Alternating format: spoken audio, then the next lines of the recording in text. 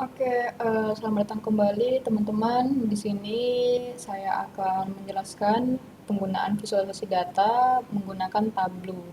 Nah, gimana learn the basic and create your first visualization. Sini kita akan menggunakan Tableau ya. Nah, apa sih yang membedakan Tableau dengan yang lain gitu? Nah, mengapa Tableau? Ya pasti pentingnya visualisasi data, ya data pasti akan menjadi lebih mudah dipahami ketika divisualisasikan.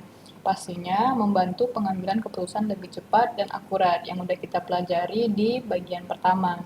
Nah, fitur utama Tableau itu apa? Nah, fitur utama Tableau itu ada antarmuka, drag and drop, tidak perlu kemampuan coding. Nah, jadi untuk teman-teman yang belum terlalu paham codingan itu tidak perlu takut ya. Jadi di Tableau itu dia drag and drop, cuman menarik dan ngedrop si data itu ke fitur Tableau.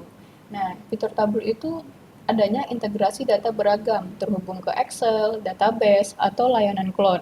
Nah, teman-teman tahu kan kalau misalnya ketika kita ada mengisi form, misalnya menggunakan Google Form. Nah, itu kan datanya akan terkonek di spreadsheet. Nah, di spreadsheet itu biasanya data akan real time berubah gitu atau bertambah. Jadi ketika kita pengen data itu real time dan visualisasi data itu real time, nah Tableau itu bisa ngekoneksikan dengan spreadsheet. Jadi kita bisa mengatur misalnya tiap 30 menit akan di-refresh datanya dan datanya itu akan real time sesuai dengan spreadsheet atau Google Form yang diinput oleh user gitu.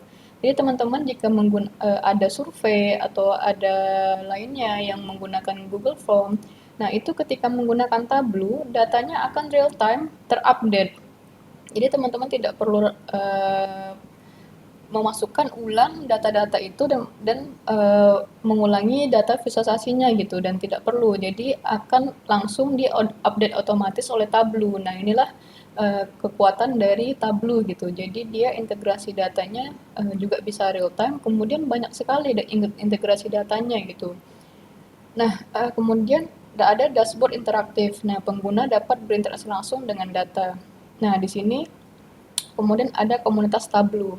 Nah, nanti mungkin saya akan detail lebih lanjut, tapi yang paling saya suka itu dengan Tableau adalah komunitas global untuk pembelajaran kolaboratif. Kemudian ada Tableau publik yang tadi sebelumnya udah saya sampaikan, adanya platform untuk eksplorasi visualisasi publik. Nah, untuk teman-teman lihat, nanti saya akan lebih detail menjelaskan tentang komunitas Tableau ya teman-teman. Jadi ada beberapa hal yang saya suka dengan Tableau gitu.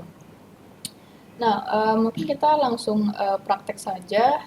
Mungkin dari sini saya cukupkan. Kita next video akan kita lanjut ke fitur-fitur Tableau atau antarmuka Tableau akan saya detailkan lebih lanjut. Terima kasih.